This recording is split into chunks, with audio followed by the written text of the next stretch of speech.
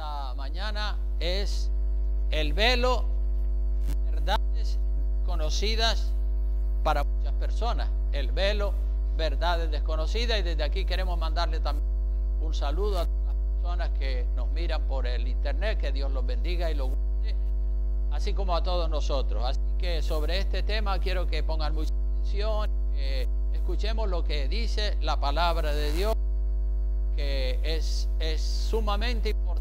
La palabra de Dios tenemos que tomarla muy en serio y ponerla en práctica. Así que el velo, sobre el uso del velo en la cabeza de la mujer, es sobre lo que yo quiero compartir en esta mañana un mensaje. Hace años, hermanos, hace años que no predico sobre el uso del velo en la cabeza de la mujer para orar y para profetizar. Y yo le quiero dar gracias al Señor por la obediencia de las mujeres de esta iglesia. Han pasado 9 años, 9 largos años, desde que por primera vez yo prediqué de la doctrina del uso del velo en la cabeza de la mujer para orar y para profetizar cuando viene a la iglesia, obviamente. Cuando yo prediqué el uso del velo en la cabeza de la mujer por primera vez, eso fue un escándalo aquí en Lanzarote. Muchas mujeres se rebelaron. No, el pastor está loco. Y hubo un alboroto tremendo y muchas personas se fueron de la iglesia porque no quisieron asumir lo que dice la palabra, que no es un asunto mío. No estoy predicando nada nuevo, estoy predicando lo que dice la Escritura. Muchas personas, como digo, incluidos pastores, me criticaron bastante. Y yo pues oro por ellos, que Dios no les tome en cuenta las críticas sin sentido y las críticas sin fundamento bíblico que me hicieron. Pero bueno, allá cada uno con Dios. El velo, hermanos, el velo en la cabeza de la mujer para orar y profetizar es un mandato, un mandamiento del Señor. Y el velo significa que la mujer está bajo la autoridad del varón. El velo significa también humildad, sencillez, obediencia a lo que ha dado nuestro Dios. Esos principios bíblicos de humildad, de sencillez, de obediencia, de pudor, de recato, de decencia, son principios que no están de moda en la sociedad moderna. En la sociedad moderna en la que nos ha tocado vivir, todos esos principios ya casi que han sido borrados y desaparecidos. Lo que se usa hoy en día en la mayoría en un buen sector del cristianismo es la rebeldía, el pasotismo, el sensacionalismo, el hedonismo, que no es sino por el placer, descaro, el libertinaje. Esos principios son principios tóxicos, principios mundanos, que están envenenados por el mismo diablo. Y nosotros tenemos que aprender a vivir bajo la autoridad de Dios, la autoridad que Dios ha establecido, y mucho más cuando la autoridad está en consonancia con la palabra de Dios. En las iglesias hay autoridades, obviamente en esta iglesia la autoridad visible es el pastor, la invisible es Jesucristo, que nos ha dejado su palabra para que vivamos según sus leyes.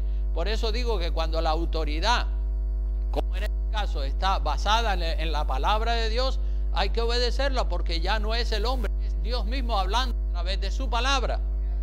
Cuando un pastor está ejerciendo autoridad y esa autoridad son mandamientos de hombre o son caprichos, ideas que no se fundamentan en la palabra de Dios, entonces sí, sea rebelde a eso, sea rebelde a lo que no está en la palabra de Dios. Pero lo que está en la palabra de Dios no sea rebelde, porque se rebela usted contra Dios. La Biblia dice que ha sido inspirada por el Espíritu Santo. Toda la Escritura, no solo una parte, como hacen muchas personas, van sacando esto me gusta y aquello también y lo otro también, y lo que no les gusta, eso lo desechan. Pero hay que obedecer a Dios antes que a los hombres, ¿verdad? Amén.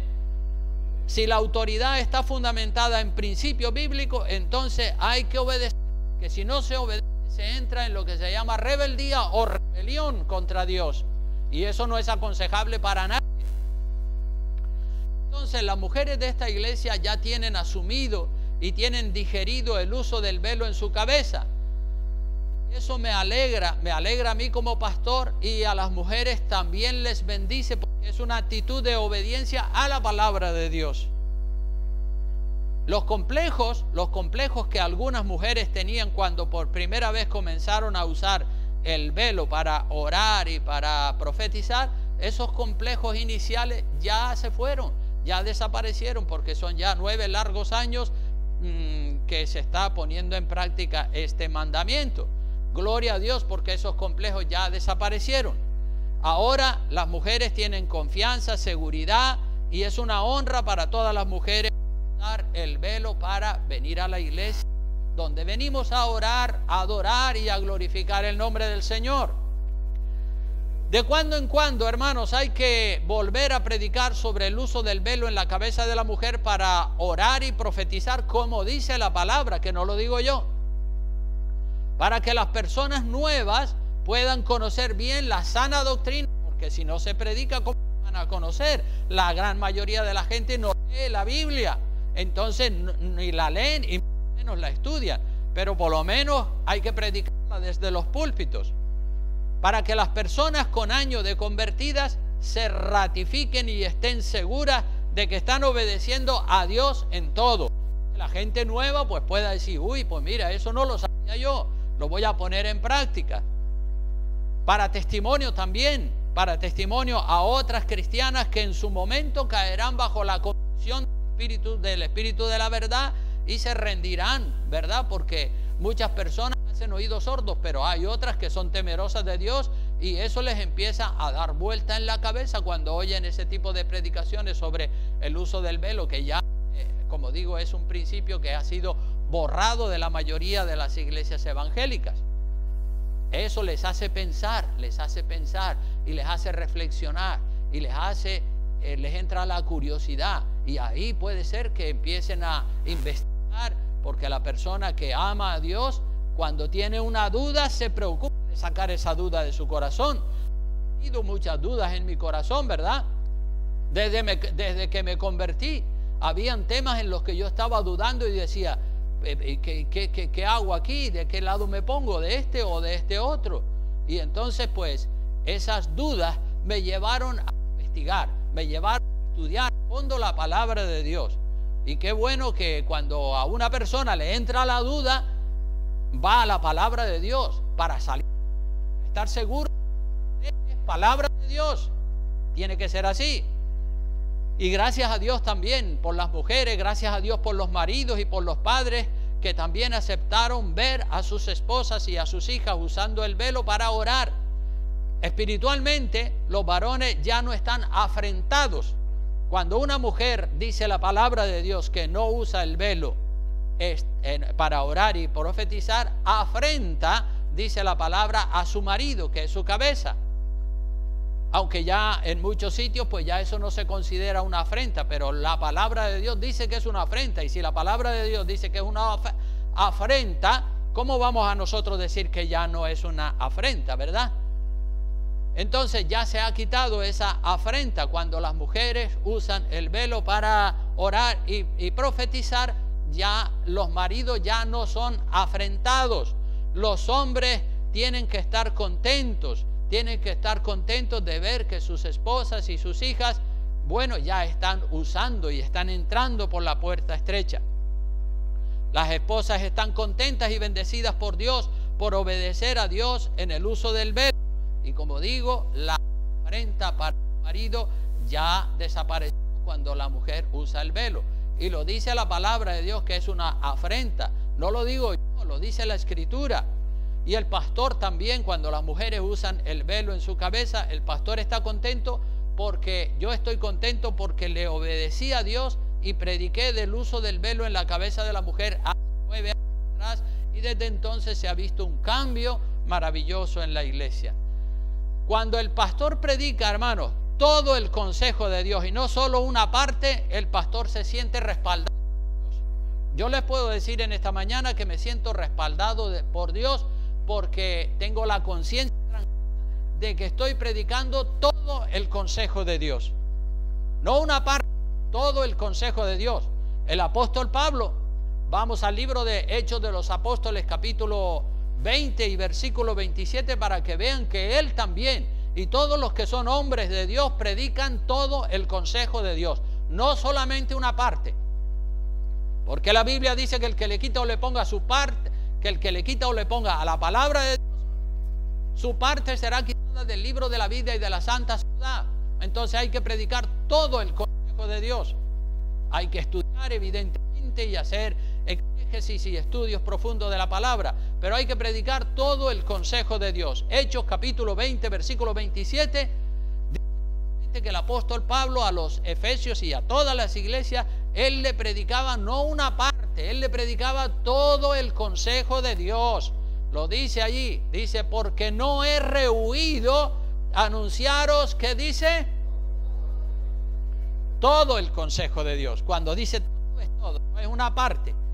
Él predicaba todo el consejo de Dios. Y eso es lo que Dios quiere, que estemos en todo el consejo de Dios. Cuando el pastor solamente predica una parte de las Escrituras y no todo el consejo de Dios, ese pastor, dice la Biblia, que es como un perro mudo. Por eso antes de supuestos pastores que parecen perros mudos, ¿verdad? Y esto también lo dice la Escritura. Cuando un pastor no predica la palabra de Dios, se convierte en un perro mudo. Cuando no la predica toda, vea lo que dice Isaías capítulo 56, versículo 10 al 11. Ahí te lo dice claramente. Es una ilustración que el Señor pone para que la gente despierte de algo espiritual. Dice así la palabra, Isaías 56, 10, dice, sus atalayas, los atalayas son pastores, predicadores, sacerdotes, dice sus atalayas, refiriéndose a los líderes religiosos del pueblo de Israel y del pueblo de Dios, dice sus atalayas son ciegos, todos ellos ignorantes, ciegos, ignorantes, todos ellos, ¿qué más dice? Perros mudos. Miren ustedes qué figura pone el Señor ahí. No pueden ladrar, dice, soñolientos, echados, aman el dormir, aman la buena vida y el pasar de todo. Y esos perros, dice el versículo 11, y esos perros comilones, glotones, son insaciables, y los pastores mismos no saben entender. Todos ellos siguen sus propios caminos. Cada uno busca su propio provecho, cada uno por su lado. La palabra de Dios es clarísima, clarísima, y todos sabemos que cuando alguien tiene una finca en el campo, pues pone un perro. Dentro de la finca tiene su casa y la finca la tiene cercada con una valla o con una cerca. La tiene cercada y pone un perro, y ese perro está allí con un propósito. Hoy en día los perros se usan para presumir y todo eso, pero en aquella época los perros estaban en la finca para advertir. Y los perros, cuando veían que un personaje extraño se acercaba a la finca, pues entonces los perros ladraban. ¿Se imagina un perro que sea mudo? ¿Para qué sirve un perro que es mudo y que no puede ladrar cuando viene un extraño merodeando por los alrededores de la finca? Los perros están allí para ladrar, y cuando el dueño oye al perro ladrar, el dueño sale a ver quién es ese extraño que está acercándose a la finca. Entonces, eso es lo que nos está diciendo la palabra de Dios. Los pastores son perros mudos, es decir, tendrían que hablar y tendrían que decir, así dice el Señor, pero no son capaces de hacerlo. Son perros mudos, o son como perros mudos. Mire cómo son las cosas. Una supuesta cristiana, porque hay personas cristianos, una supuesta cristiana le estaba contando a una hermana y le decía, hablando de una determinada iglesia, le decía, esa iglesia es muy buena, hermanita, esa iglesia es muy buena, allí no te llama la atención nunca. Fulanita vive con su novio y está en el ministerio de alabanza y el pastor, y nadie le dice nada. Esa iglesia es muy buena. Decía esa supuesta cristiana que esa iglesia era muy buena. Para esa supuesta cristiana, lo malo es bueno y lo bueno es malo. La la tortilla. Y esto también lo dice la Escritura. Tenemos que llamar a las cosas por su nombre. Lo bueno es bueno y lo malo es malo. Y no nos tenemos que avergonzar, sino de así dice el Señor y punto. Isaías capítulo 5, versículo 20. Acompáñeme a todos esos pasajes para que vea que lo que estamos hablando aquí es palabra de Dios. Dice ahí en Isaías 5:20, dice: ¡ay de los que a lo malo bueno y a lo bueno malo! ¡Ay de ellos que se agarren, porque la que les va a caer encima no es pequeña!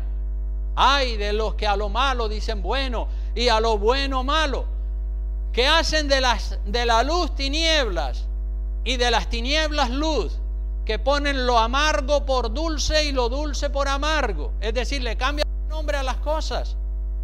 Y esta supuesta cristiana decía a otra hermana: esa iglesia es muy buena porque ahí el pastor no le dice nada. O sea que a un pastor malo, que es como un perro mudo, le llama buena, una iglesia buena que no le dicen nada. Y eso es lo que muchas personas quieren, que nadie les diga nada. En mi vida nadie se mete y con mi vida hago lo que me da la gana. Ah, bueno, pero no, yo con mi vida, si amo a Dios, tengo que hacer lo que Dios me revela en su palabra.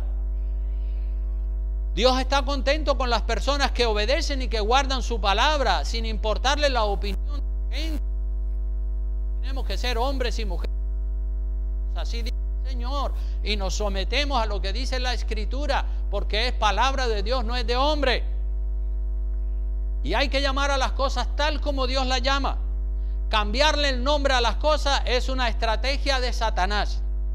Cambiarle el nombre a las cosas y a lo malo llamarle bueno y a lo bueno llamarle malo, eso es una estrategia de Satanás para que no suene tan crudo, para que no suene tan crudo.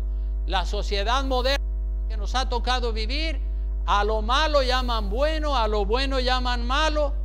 Matar a los chiquitos cuando ya están en un estado terminal, a eso le llaman eutanasia. No le llaman crimen ni matar, no, eutanasia. Matar a los bebés en el vientre de la madre, ya no le llaman crimen a eso le llaman despenalización del aborto. A los homosexuales ya no se les llama con términos despectivos como se les llamaba antiguamente. Ustedes saben a qué me refiero, sino ahora se les llama gays.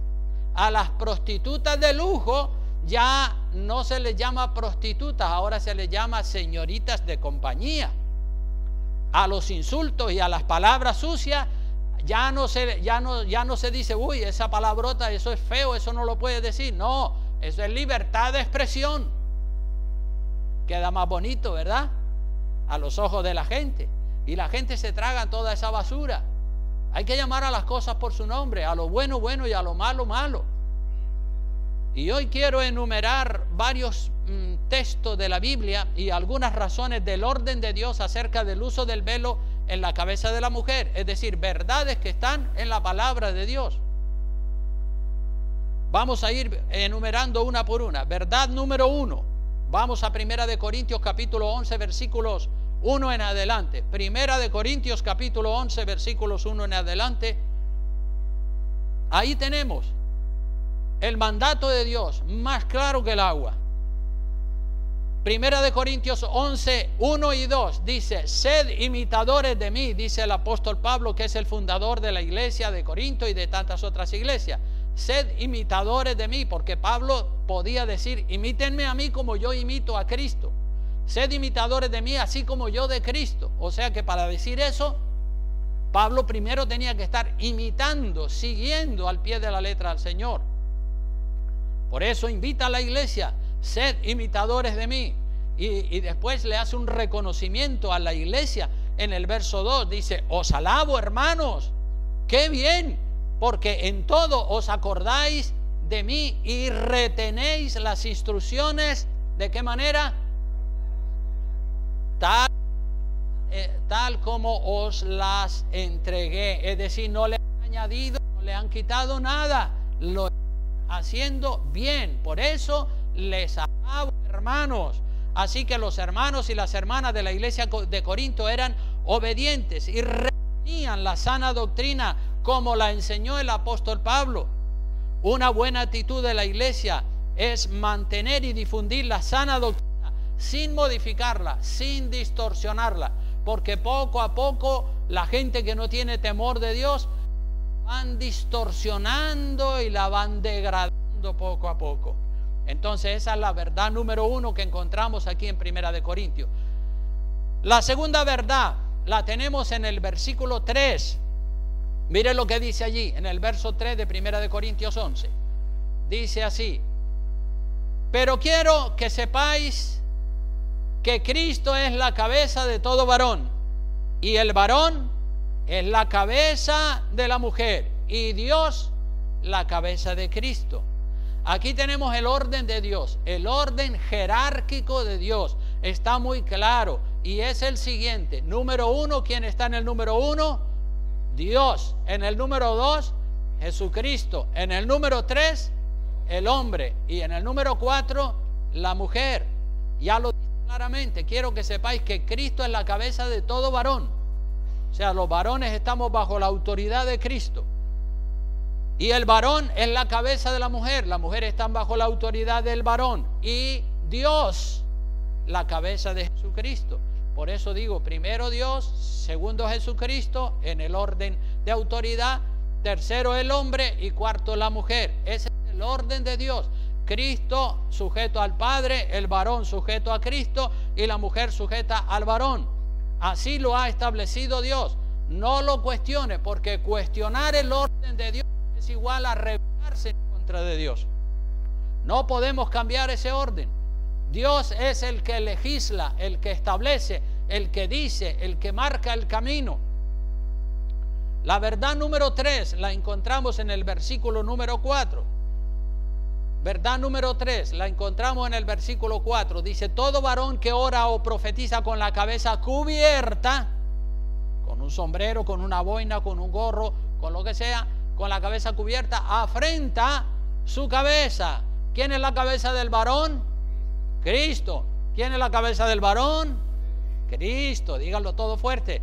El varón que ora con la cubierta en la cabeza, sea un gorro, sea una boina, sea un sombrero, ¿a quién está afrentando? A Cristo. Ahí está claro. Todo varón que ora o profetiza con la cabeza cubierta, afrenta a su cabeza. Si la cabeza del varón es Cristo, entonces cuando el varón ora con la cabeza descubierta, lo está afrentando, avergonzando a él, como diciendo: yo me pongo la gorra y no pasa nada, o el sombrero, o la boina, lo que quiera que sea. Yo fui marcado desde niño y me criaron en la iglesia católica, y siempre, mi padre, por ejemplo, era un canario de antiguos que siempre usaba un sombrero negro todo el día y todo el año, siempre con su sombrero negro. Pero cuando él iba a misa, él se quitaba el sombrero en señal de reverencia y de respeto. Así que el varón que ora con la cubierta en la cabeza, sea un gorro, sea una boina, sea un sombrero, sea lo que sea, afrenta a su cabeza, afrenta a Cristo. Así que varones, descúbrense la cabeza y oren con la cabeza descubierta. De otra manera estarían haciéndole una afrenta a nuestro Señor Jesucristo, y no estamos llamados a afrentar nuestra cabeza, que es nuestra autoridad. Estamos llamados a obedecerle y a honrarle. Amén. La verdad número 4 la tenemos en el versículo 5 y 6 de ese mismo pasaje. Dice: pero toda mujer que ora o profetiza con la cabeza descubierta, afrenta ¿a quién? A su cabeza. ¿Quién es la cabeza de la mujer? El marido, el varón. Porque lo mismo es que si se hubiese rapado o si se hubiese afeitado la cabeza. La mujer que ora o profetiza con la cabeza descubierta está afrentando o avergonzando a su marido o a su padre, en el caso de que sea soltera, porque es su marido, es su padre, es su cabeza y tiene que honrarlo. Así como los varones tenemos que honrar a Cristo, la esposa tiene que honrar a su marido. En la época del apóstol Pablo, las esclavas eran las que tenían la cabeza rapada, y era pues una especie de humillación y de vergüenza para las esclavas. Y la Biblia dice que si la mujer no se cubre la cabeza para orar, es como si se hubiese hecho una esclava con la cabeza rapada. ¡Qué vergüenza! ¿A qué mujer le gusta tener la cabeza rapada? A ninguna. Uno de los encantos más atractivos de la mujer a los ojos de los hombres es el cabello largo, ¿verdad? Los hombres se fijan mucho, uy, qué cabello bonito de esa mujer. El cabello largo en la mujer va en consonancia con el espíritu de mujer femenina, de mujer bella, delicada, hermosa, con su cabello largo. Eso lo dice la palabra de Dios, va en consonancia. Hay cosas que están en consonancia y hay cosas que no lo están, pero el pelo largo, el cabello largo para la mujer es algo que la identifica con su género y algo que le refuerza su género femenino. Entonces, para la mujer raparse la cabeza es vergonzoso, porque la cabeza rapada le quita la belleza, le quita la honra y le quita la dignidad a la mujer. Por eso dice que para la mujer cortarse el cabello, dice el verso 6, porque si la mujer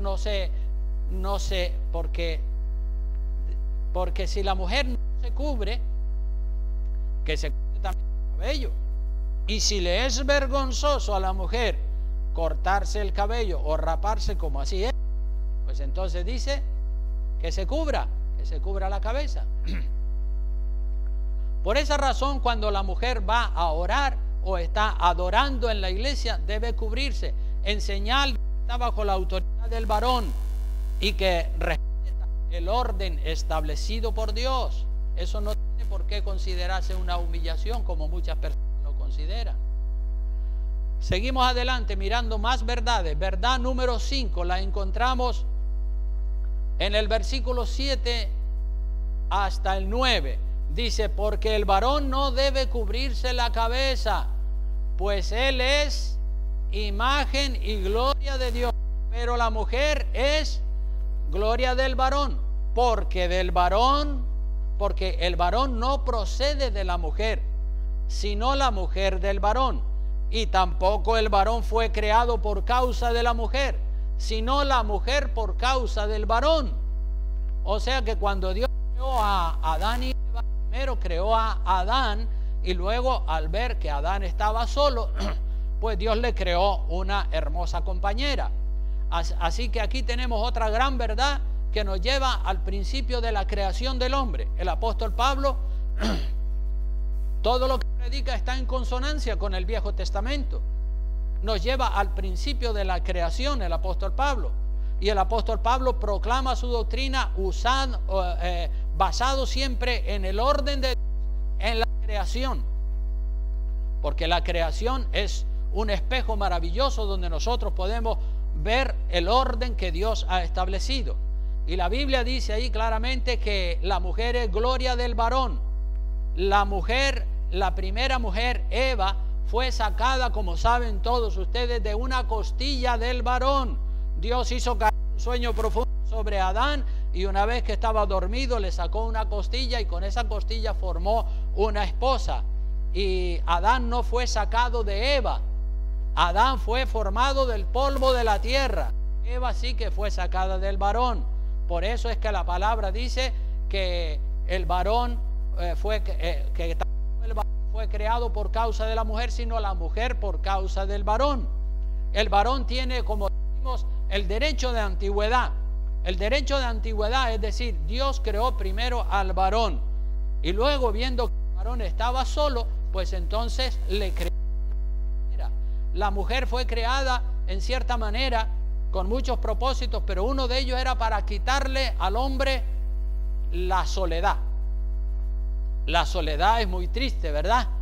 Dice que el hombre estaba solo, estaba triste, rodeado de animales, claro que sí, de vegetación y todo muy bonito, y había comida y había de todo, pero el hombre solo, le faltaba algo. Dios dijo, lo dijo Dios, dice, no es bueno que el hombre esté solo con animales, sí, no le falta comida, no le falta nada, pero no es bueno que el hombre esté solo. Y si Dios dice que no es bueno que el hombre esté solo, es porque tiene razón. Amén. Le haré una compañera, y Dios le creó una hermosa compañía. La mujer, gloria a Dios. ¿Y cuántos hombres están contentos con su... Dicen amén? Aleluya. Claro que sí, tenemos que estar contentos. Qué bendición tener una esposa como compañera. El problema de la soledad desaparece. La esposa es una gran ayuda, una tremenda bendición para el varón. Yo lo vivo los 49 años que llevo de casado. Estoy de verdad contento, feliz de la esposa que Dios me ha dado. Entonces, qué bendición. Dios pone orden en todo. La verdad número 6 la encontramos en el versículo 10. La verdad número 6, estoy hablando de verdades. El velo, verdades que muchas veces son desconocidas porque los predicadores no se atreven a predicarlas. La verdad número 6, como digo, la encontramos en el versículo 10. Aquí tenemos otra verdad grande como un castillo. Dice, por lo cual la mujer debe tener señal de autoridad. El uso del velo es una señal de autoridad sobre su cabeza. ¿Por causa de quién dice? De los ángeles. ¿Quiere decir que tienen que ver los ángeles con eso? Con el uso del velo. Pues mucho tienen que ver. Si la palabra dice que es por causa de los ángeles, pues oiga, lo dice Dios, yo no lo digo. Los ángeles son espíritus ministradores enviados por Dios para bendecir a los herederos de la salvación. Vean lo que dice Hebreos capítulo 1 versículo 13 y 14. Hebreos 1, 13 y 14. Para que conozcamos el papel de los ángeles. Porque hay muchas personas que no saben cuál es el papel de los ángeles. Pero Hebreos capítulo 1 versículo 13 y 14 nos deja bien claro cuál es el papel de los ángeles y bajo qué autoridad están los ángeles. Y esto tiene que ver con el vídeo que vimos anteriormente acerca de la supuesta profeta falsa Ana Maldonado. Dice el versículo 13 del capítulo 1 de Hebreos, pues ¿a cuál de los ángeles dijo Dios jamás, siéntate a mi diestra, a mi derecha, hasta que ponga a tus enemigos al estrado de tus pies? ¿Se lo dijo a algún ángel? No, se lo dijo a Jesucristo, siéntate a mi derecha. Jesucristo está sentado a la derecha del Padre. El verso 14 dice, acerca del papel de los ángeles, dice, ¿no son todos espíritus ministradores enviados para qué? Servicio a favor de quién? De los que serán herederos de la salvación. Ese es el papel de los ángeles. Dios los tiene bajo sus órdenes, preparados para ir a bendecir a un hermano por aquí, a una hermana por allá que solicita ayuda de Dios. Dice que son espíritus ministradores enviados para el servicio a favor. Es decir, los ángeles trabajan a favor de nosotros, que somos los herederos de la salvación.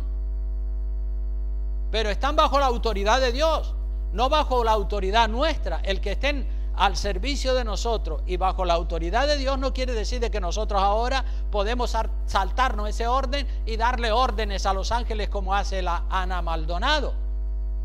Ahí está ese vídeo que ustedes vieron de Ana Maldonado, donde esa falsa profetisa manda a los ángeles a buscarle las joyas que se le perdieron. Mis ángeles, dice ella, como si ella fuera Dios. Pero ¿quién se ha creído usted? Como que mis ángeles. No son sus ángeles, son los ángeles de Dios y están bajo la autoridad de Dios. ¿Cómo se atreve usted a darle órdenes a los ángeles? Está loca. Mis ángeles. Y les digo, cojan, vayan rápido y me buscan mis joyas y me las traen aquí. Qué mandona, qué soberbia, qué arrogancia. Y lo más horrible, hermanos, es que todo el mundo dice amén. Ji, ja, ja, ja. La gente está loca. ¿Cómo se atreven a hacer esa barbaridad? Los ángeles están bajo la autoridad de Dios, no bajo la autoridad de ninguna persona. Lo dice la palabra. Son espíritus ministradores enviados. ¿Quién los envía? Dios. ¿Quién va a ser si no? Para servicio a favor de los que son herederos de la salvación. Así que una cosa es que Dios tenga a los ángeles para servirnos a nosotros en lo que Dios haya determinado, y otra cosa bien diferente es que nosotros podamos darle órdenes a los ángeles. Pero ¿quiénes somos nosotros para darle órdenes a los ángeles? Eso es una insubordinación, eso es una falsa doctrina. Esa mujer no conoce la Biblia, no conoce la palabra de Dios. Entonces, hermanos, el velo en la cabeza de la mujer para orar y profetizar es una señal de autoridad que los ángeles la tienen en cuenta. Lo dice ahí la palabra de Dios. Los ángeles la tienen en cuenta. Y si los ángeles la tienen en cuenta, por algo dice la Biblia en el Salmo 34, versículo 7, dice que el ángel de Jehová, ¿qué hace? Acampa alrededor de ¿quién? ¿De todo el mundo? No, solamente ¿de quién? De los que le temen. Hay personas que dicen, 4 angelitos tiene mi cama, 4 angelitos que me guardan y 4 cosas y tonterías y cosas así, ¿verdad? Los ángeles son espíritus ministradores a favor de la iglesia, pero los manda Dios. Nadie puede mandar a los ángeles. Son espíritus ministradores, están bajo la autoridad de Dios. El ángel de Jehová acampa alrededor de los que le teman y los defiende. Eso es una seguridad, un gozo, una alegría. Gloria a Dios, que nosotros sabemos que como somos temerosos de Dios, el ángel de Jehová, podemos decirlo con toda seguridad. Digo, mira, el ángel de Jehová está alrededor de mi vida y de mi casa por temeroso de Dios. Pero hay personas que no son temerosas de Dios y se creen que porque invoquen los ángeles o digan 4 declaraciones, pues que ya todo se va a cumplir según lo que ellos predicen o según lo que ellos proclaman. Y no es así. Así que si usted quiere que el ángel de Jehová le proteja y la defienda, ¿cuántos quieren que el ángel de Jehová les proteja y les defienda? ¿Verdad? Pues sumisión y obediencia a la palabra de Dios. Eso es lo que es temor. El temor de Dios nos lleva a proclamar. Hay muchas personas que su religión es proclamar, proclamar, proclamar y proclamar y seguir proclamando. Y proclamo esto y proclamo lo otro y proclamo que mis hijos están bajo la protección de Dios y proclamo, pero ellos después no son de Dios. Entonces sirven proclamaciones y tanta vergüenza si no son temerosos de Dios. No les sirve para nada. Téngale respeto a Dios y obedezca sus leyes. Entonces, con seguridad, cuando usted está obedeciendo a Dios, usted puede decir, bueno, el ángel de Jehová me protege, soy temeroso de Dios, tengo mi conciencia tranquila de que estoy en el camino de la santidad. La protección de los ángeles es solamente para los que están en obediencia, para los temerosos y temerosas de Dios. Dios no le da protección a las personas que son rebeldes. ¿Cómo? Sería una contradicción. Otra verdad, la número 7, que esta la encontramos en el versículo 11 y 12 de la escritura que estamos considerando.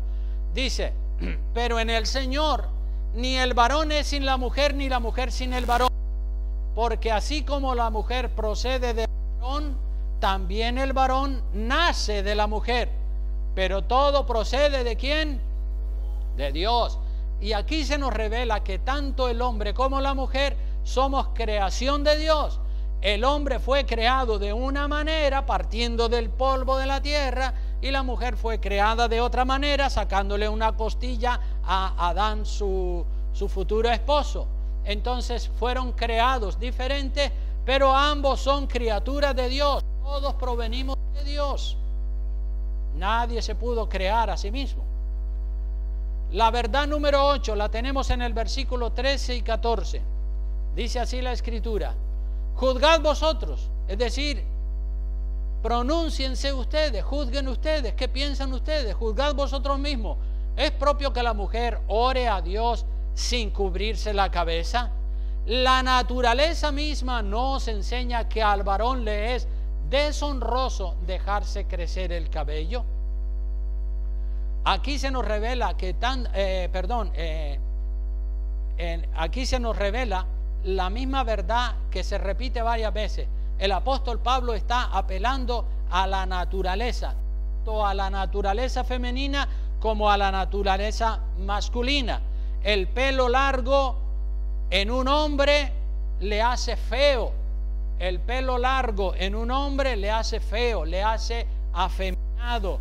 Y eso va con la dignidad del varón. Y es una deshonra para el varón el pelo largo como el de una mujer que parece afeminado. A veces ves un varón con el pelo largo y dice, ¿esto qué será? ¿Un hombre o una mujer? Y está claro que Dios quiere que los hombres y las mujeres se identifiquen con su género, con el género que Dios nos creó, y no con un género opuesto o diferente, como se está promoviendo en los colegios y en los institutos, la ideología de género. Hoy te puedes levantar como mujer, mañana te puedes levantar como hombre, pero qué locuras están diciendo. Está claro que Dios quiere que los hombres se identifiquen con el género con el que Dios nos creó, y las mujeres que se identifiquen con el género femenino. Y esto hay que enfatizarlo y repetirlo a los hijos y a las hijas para dejar sin efecto la ideología de género que le tratan de meter en los colegios a los pobres, a las pobres criaturas ingenuas. El diablo es así de ventajista. El diablo no viene a nosotros los adultos a decirnos, a mí que como hombre, mañana te puedes levantar como mujer, porque lo reprendo en el nombre de Jesús.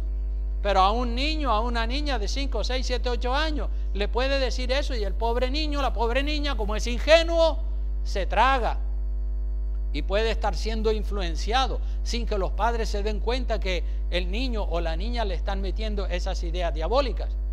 Por eso digo que esto hay que enfatizarlo y repetirlo a los hijos y a las hijas para poder dejar sin efecto la ideología de género que tratan de meterle en los colegios a las pobres ingenuas criaturas. Los padres y las madres pueden reforzar la identidad de los varones, vistiéndolos como hombres, cortándole el pelo como hombre, enseñándolos a ser hombre. Y las madres pueden reforzar la identidad femenina que Dios le ha dado a las niñas, vistiéndolas con ropa femenina, enseñándoles actitudes y cosas propias de mujeres, y el cabello largo. Todos y todas contentos con el género que Dios nos ha dado. ¿Dicen amén? Claro que sí. Lo demás es rebelión contra Dios, rebelión contra la naturaleza que Dios nos ha dado. La verdad número 9, en el versículo 15, la tenemos. Dice así: por el contrario, a la mujer dejarse crecer el cabello le es, ¿qué cosa? Honroso. Es una honra, es una dignidad, porque en lugar de velo le es dado el cabello. Bueno, aquí quiero aclarar algunas cosas con este versículo, porque este versículo, el versículo 15 del que estoy hablando ahora mismo, es un versículo que se ha puesto, que ha traído mucha confusión. Ha traído mucha confusión por lo que dice la última línea del versículo. Dice, en lugar de velo le es dado el cabello. Es como si estuviera diciendo que como ya tiene el cabello, pues no le hace falta velo. Por eso digo que este versículo de la Biblia está mejor traducido en otras versiones de la Biblia. Yo en mi casa no solamente tengo Reina Valera, siempre aquí en esta iglesia todos los hermanos tienen versión Reina Valera 1960, pero es bueno que usted tenga otras versiones de la Biblia, porque en otras versiones de la Biblia, pues un pasaje que está medio dudoso, usted lo contrasta, el de Reina Valera 1960, con otro pasaje de la Biblia, y entonces usted puede decir, ya entiendo lo que quiere decir. Porque los que han traducido la Biblia, una cosa es los que la han traducido y otra cosa es que la Biblia fue inspirada. La Biblia fue inspirada en sus escritos originales, ¿verdad? Pero de esos escritos originales, que ya prácticamente no existen ninguno, sino que algunos de esos papiros datan del siglo III, del siglo IV, del siglo II después de Cristo, de esos papiros y de esos pergaminos han sido sacadas las diferentes traducciones de la Biblia que hoy tenemos. Y los mismos traductores pues han podido tener algún pequeño error y no traducir un texto con el sentido con el que estaba escrito en esos papiros. Por eso digo que este versículo de la Biblia está mejor traducido en otras versiones de la Biblia, como por ejemplo en la Biblia de Jerusalén, el versículo 15 dice, por el contrario a la mujer dejarse crecer el cabello le es honroso, porque a modo o a manera de velo le ha sido dado el cabello, que no es lo mismo que lo que está diciendo la versión Reina Valera 1960. Ahí dice, en lugar de velo le es dado el cabello, pero en la versión de la Biblia de Jerusalén y en otras versiones dice a modo o a manera de velo, no en lugar de, sino a modo o a manera de velo le ha sido dado el cabello. Así que no es lo mismo decir en lugar de velo le ha sido dado el cabello, porque da la impresión de que parece como que la versión Reina Valera está diciendo como que la mujer tiene el cabello largo y por tener el cabello largo ya no necesita el uso del velo, el velo de tela, y no es así. Los defensores de que la mujer no use el velo se agarran de esa frase, en lugar de velo le es dado el cabello. Pues mira, ya con esa frase ya se cargan todo el capítulo. Y la Biblia no se contradice, hermanos, no se contradice. Si por todo el capítulo 11 de Primera de Corintios se está hablando acerca del uso del velo de la mujer, como una línea, ni siquiera un versículo, sino una línea al final del versículo 15 puede contradecir todo lo que dice, todo lo que el apóstol está diciendo. Una simple frase mal traducida no puede anular todo el capítulo. Y como dice un refrán que tanto se ha dicho y tanto se ha proclamado en las iglesias, un texto sin su contexto, ¿qué es lo que es? Un pretexto. Así que una cosa es el cabello largo de la mujer y otra cosa bien diferente es el velo de tela que cubre la cabeza de la mujer. Y digo esto porque algunas personas dicen, o algunas feministas dicen, no, ya no necesito el velo de tela, mi cabello es como un velo. Pero eso es antibíblico también. El velo es el velo de tela con el que se cubre la cabeza, y el cabello es el cabello. Y aquí se explica, en el versículo 16 tenemos la 10ª verdad. Dice en el verso 16, con todo eso, porque Pablo ya en aquella época habían personas que contendían, que discutían, no, eso no es así, no, está equivocado, es de otra manera. El apóstol Pablo dice, con todo eso, si alguno quiere ser contencioso y quiere entrar en una polémica, nosotros no tenemos tal costumbre ni las iglesias de Dios. Y aquí se explica que ni en la iglesia de Corinto, ni en las demás iglesias, las iglesias de Dios, en esas iglesias no tenían la fea costumbre de que la mujer orara y profetizara sin cubrirse la cabeza. O sea que la sana doctrina y la sana costumbre bíblica era el uso del velo en la cabeza de la mujer. Siempre han habido y hay todavía en la actualidad muchas personas que son contenciosas, que no quieren aceptar la escritura porque no está de moda. No quieren aceptar lo que revelan las escrituras porque han recibido más influencia de las modas modernas del mundo que de la palabra de Dios. Pero el hombre y la mujer que teme a Dios busca centrarse en lo que Dios dice, no en lo que digan las modas. Antiguamente todas las mujeres usaron el velo en las iglesias. En la iglesia católica se usaba, en las iglesias evangélicas también. Yo desde niño iba a la iglesia católica porque era una familia católica. Mi familia, mis hermanas mayores que yo, que ahora tienen 80 y algo años, ellas siempre se cubrían. Mi madre se cubría la cabeza y todas iban a misa con mucha reverencia y con mucho respeto. Eso era una costumbre, y eso está en los registros, en las fotografías de principios del siglo pasado.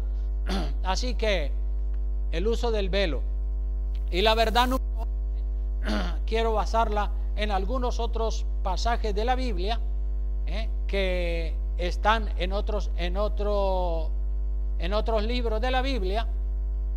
Vamos por ejemplo a Génesis capítulo 24 versículos 64 y 65, para que veamos esta verdad número 11, de que es una verdad histórica. Una verdad histórica. En todas las épocas, en toda la historia de la humanidad, la mujer usó el velo. Miren lo que dice, hablando del velo en la cabeza de la mujer. Aquí tenemos a Rebeca. Rebeca fue la esposa de Isaac, quien era el segundo patriarca. El primer patriarca, ¿quién fue? Abraham. El segundo y el tercero. O sea que fíjate que la palabra va a los orígenes. Dice así, cuando el criado fue a buscar a una novia, una esposa para Isaac, dice que cuando la traía de regreso a su casa, dice, venía Rebeca con el criado y con un grupo de personas que habían ido a buscarla. Dice Rebeca, verso 64 del capítulo 24 de Génesis, dice, Rebeca también alzó sus ojos y vio ¿a quién? A Isaac. Y descendió del camello. Iba montada en un camello porque era el medio de transporte en aquella época. Porque había preguntado al criado. ¿Qué le había preguntado? ¿Quién es ese varón que viene por el campo hacia nosotros? Y el criado, ¿qué le había respondido? Este es mi señor, este es mi jefe, este es mi amo, yo soy su criado. Y ella entonces, ¿qué hizo? Rebeca, ¿qué hizo? Tomó el velo y se cubrió, en señal de que ella se iba a poner, hasta ahora había estado bajo la autoridad de su padre, y ahora se iba a poner bajo la autoridad de su marido. Isaac es tipo de Cristo, hermanos. Isaac es tipo de Cristo y Rebeca es tipo de la iglesia. Rebeca se sujetó a Isaac y la iglesia se sujeta ¿a quién? A Cristo. Otro pasaje de la Biblia, el penúltimo. Génesis capítulo 29, versículo 21 al 26, para que veamos que no solo Isaac en su matrimonio con Rebeca usaba el velo, también lo vamos a ver en el caso de Jacob. Y vamos a ver, aunque ahí no se dice nada del velo, pero sin embargo está ahí en este texto que le voy a mostrar a ustedes. Ya ustedes me dirán cómo llegamos a la conclusión de que el velo está ahí, porque si tenemos un poco de lógica y un poco de discernimiento, pues tenemos que usarlo, ¿no es cierto? Dice Génesis 29, versículo 21, dice, entonces dijo Jacob a Labán. Labán era su suegro, ¿verdad? Dice, dame mi mujer, porque ¿cuántos años se acuerdan que había trabajado Jacob por Raquel? 7 años. Dame mi mujer porque mi tiempo se ha cumplido para unirme a ella, es decir, ya trabajé 7 años gratis para ti, así que ahora dame mi mujer porque ya yo he pagado la parte, la dote que me correspondía por ella. Entonces dice el verso 22, Labán no se negó a darle su mujer, obviamente. Dice el verso 22, entonces Labán juntó a todos los varones de aquel lugar. ¿Y qué fue lo que hizo? Un banquete de bodas. Claro, venga, vamos a alegrarnos porque hoy se casa mi hija con su prometido Jacob. Y sucedió, dice en el verso 23, que a la noche tomó a Lea. Fíjate lo que hizo Labán, qué malo era. Tomó a Lea. Habían 2 hermanas, una se llamaba Raquel y otra se llamaba Lea. Dice, sucedió que a la noche tomó Labán a Lea, su hija, y se la trajo, y él se llegó a ella, es decir, le trajo a Lea en lugar de traerle a Raquel, que era la mujer que él amaba y por la que él había trabajado 7 años, pues le trae a Lea y montan una fiesta, un banquete de bodas y se casan y Jacob se lleva a la supuesta Raquel, que era Lea, se lleva a Lea a su dormitorio, duerme con ella y dice el verso 24, y dio Labán su sierva Silpa a su hija Lea por criada. Venida la mañana, eso fue anoche, pues venida la mañana, he aquí que era ¿quién? Lea. Y Jacob dijo a Labán: ¿qué es esto que me has hecho? ¿No te he servido por Raquel? ¿Por qué pues me has engañado y me has dado a Lea en lugar de Raquel? Y Labán respondió, el suegro respondió: no se hace así en nuestro lugar, que se dé la menor antes que la mayor. Así que confórmate con lo que hay. ¿Cómo? La pregunta es, ¿cómo Jacob no se dio cuenta que se estaba casando con Lea en lugar de casarse con Raquel? ¿Cómo fue? ¿Cómo? Tenía puesto el velo y le tapaba. En aquella época ya no solo le tapaba la cabeza, sino la cara, y solo se veían los ojos. Algunas personas un día, cuando le comentaba esto a una mujer, dice: no, eso es que Jacob estaba borracho. Digo: pero qué tontería dice, que Jacob estaba borracho y no se dio cuenta que se casaba con Lea en lugar de casarse con Raquel. Digo: pero tú estás loca. Una persona borracha sabe distinguir también y sabe conocer a las personas. ¿Cómo se te ocurre decir eso? ¿Dónde está la lógica y dónde está el sentido común? Claro, pero cuando las personas no tienen argumentos bíblicos, se agarran como si es de un clavo ardiendo. Entonces, aquí vemos el velo también, y más fuerte que en otros pasajes. Y por último, el último pasaje a donde les quiero llevar, sobre este tema del uso del velo, es a Números capítulo 5, versículo 12. Números capítulo 5, versículo 12 hasta el 28. Es un poco largo el texto, pero es interesante leerlo completo para que todos veamos que efectivamente el velo era una costumbre bíblica. Dice así, Números capítulo 5, versículo 12. ¿Están ahí? Amén. Dice: habla, Dios le dice a Moisés: habla a los hijos de Israel y diles: si la mujer de alguno se descarriare y fuere infiel, y alguno cohabitare con ella, y su marido no lo hubiese visto por haberse ella amancillado ocultamente, si hubiere testigo, ni hubiere testigo contra ella, ni ella hubiere sido sorprendida en el acto, o sea que le puso los cuernos y nadie se enteró. Dice: si viniere sobre él espíritu de celos, y tuviere celos de su mujer, habiéndose ella amancillado, es decir, habiendo ella mantenido relaciones sexuales de adulterio, o viniere sobre él espíritu de celos y tuviere celos de su mujer, no habiéndose ella amancillado, porque los celos le vienen a los maridos, ¿verdad? Un marido que ama a su esposa es celoso con ella y no quiere que ella lo engañe. Lo mismo le pasa a las mujeres que no quieren que su marido la engañe con otra. Dice, entonces el marido que está celoso, dice: tengo unos celos tremendos, pero no sé por qué. Nadie ha visto a mi mujer poniéndome los cachos, como dicen los suramericanos. Nosotros aquí decimos poniéndole los cuernos, ¿verdad? Entonces dice, en ese caso, cuando el marido tenía celos y sospechas, pero no tenía ninguna prueba, entonces el marido traerá su mujer al sacerdote y con ella traerá su ofrenda, la 10ª parte de un efá de harina de cebada. No echará sobre ella aceite ni pondrá sobre ella incienso, porque es ofrenda de celos, no es una ofrenda de agradecimiento, sino es una ofrenda de celos. Estoy celoso de mi mujer.